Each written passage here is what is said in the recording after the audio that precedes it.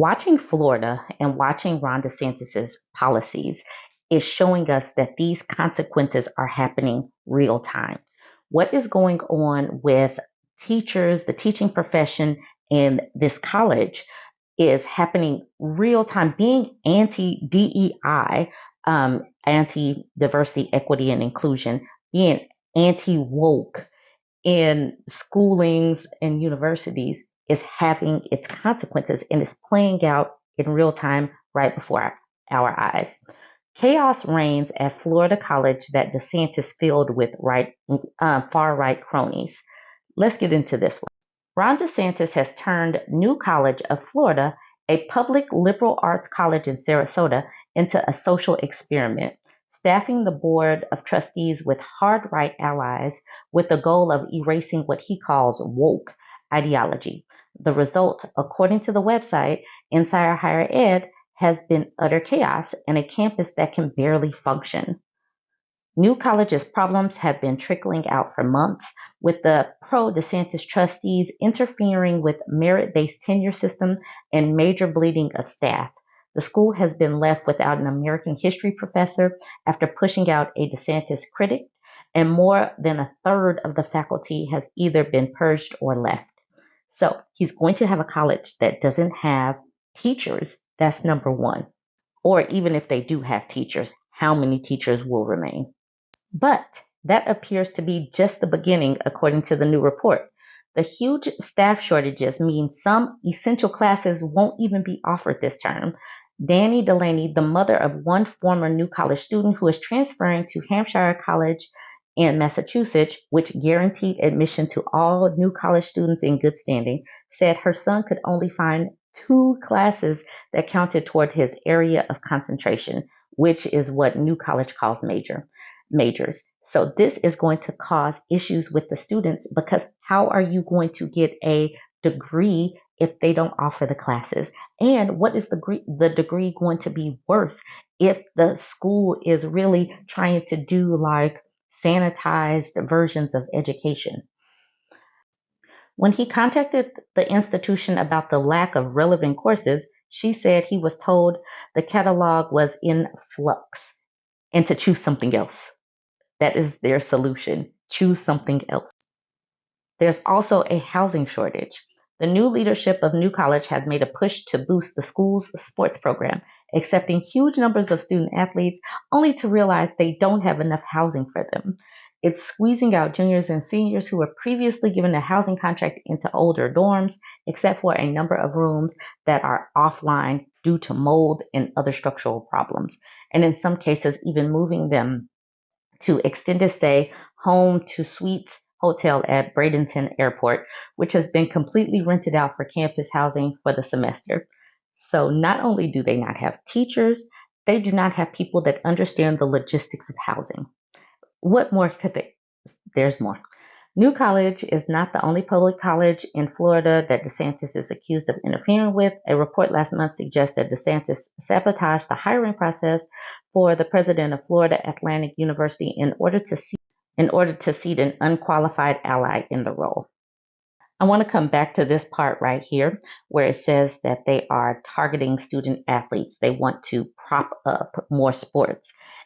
That is also impacting the grades that are coming out. So what they are known for, yes, I got another article for that where they are talking about how the grades in this college are about to decrease. New College of Florida embraces affirmative action for men. What could possibly go wrong with this? In an attempt to make the student body more conservative, Christopher Rufo says the school is actively rebalancing the ratio of male and female students. So Ron DeSantis is trying to transform the New College of Florida into a more conservative Hillsdale of the South. So far, his plan seems to be working. As Michelle Goldberg detailed in a New York Times column, not only has the Gender Studies Department been dissolved and a third of the faculty has left the school, but the new leadership is also more male. This is a wildly out of balance student population, and it's caused all sorts of cultural problems. Christopher Rufo, a conservative activist who was recently appointed to the college board, told Goldberg, adding, that the new administration is rebalancing the ratio of students to achieve equal numbers of male and female matriculants.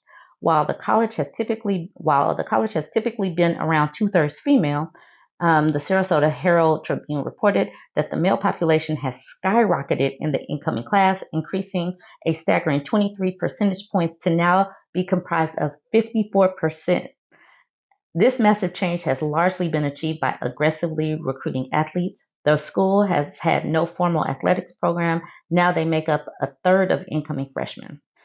So this is going to cause issues because you got a stag fest. It's just going to be a sausage fest at college. The student athletes are not going to be happy. They don't have enough teachers. They don't have the majors. This is not going to be a great experiment. I am just watching it because I can already see what's going to happen.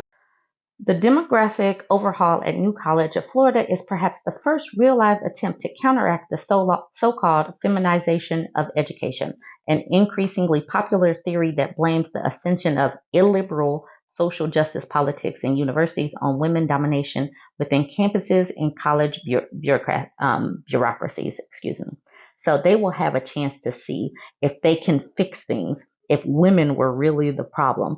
Now they got men's running things. They got mostly men's as students. So what could go wrong? Never mind whether young women are actually that much more liberal than their male counterparts. Despite such claims, only 30% of 12th grade students identified as liberal. But even if one accepts the premise that female-led institutions are more left-wing than male-led ones, New College responds to engineer a more conservative institution by reducing female participation in it is inherently in conflict with the strong defense of meritocracy. And you know that they do not like affirmative action, but they're perfectly fine with affirmative action for men. We'll see how this goes. Y'all jump in the comments. Tell me what you think. Like, comment, share. Not to be outdone by Florida, Arkansas is taking a swipe at Black history. Arkansas rejects credit for AP Black history, but Europe history is fine. The state will stop awarding credits for AP African American Studies, claiming it violates Sarah Sanders' order. This past weekend, the Arkansas Department of Education alerted school districts across the state offering AP African American Studies that it would no longer recognize the course and that students who complete it will not receive high school credit for doing so. The course is a pilot program offered to a number of districts across the country at the moment with the hopes of expanding it in the next couple of years. Such pilots programs are not uncommon as they allow the College Board, the company that manages AP classes, to fine-tune classes before they're rolled out nationally. More than 200 colleges and universities have committed to recognize the high school course for college credit. The state couldn't approve it. Officials claimed as it supposedly violates a recently passed state law, an executive order from Governor Sarah Huckabee Sanders that forbids the teaching of subjects that purportedly push implicit bias. It's unclear how the State Department of Education came to that conclusion that the course would push such biases. The LEARNS Act, which became state law in March, also bans the teaching of critical race theory, which conservatives have used in recent years as a boogeyman to wrongly claim that the teaching of U.S. history from non-white perspectives is somehow harmful to children. The act also forbids teaching that would indoctrinate students with ideologies, which again, the AP course hasn't shown that it. Arkansas law contains provisions regarding prohibited topics. Without clarity, we cannot approve a pilot that may unintentionally put a teacher at risk of violating Arkansas law. AP classes are intended to provide college-level coursework to high school students, giving them both high school as well as college or university credits. The announcement over the weekend came as classrooms across the state were preparing to begin AP classes on Monday. So, yeah. They are these red states. That is the reason why you have to keep a wide view of what is going on in the country, in the globe, because what these states are doing, they're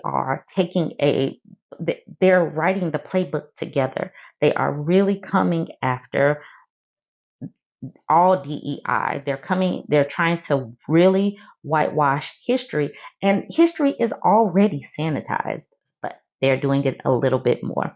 So now Arkansas and Florida are going at it. Let's see what state is next. Y'all jump in the comments.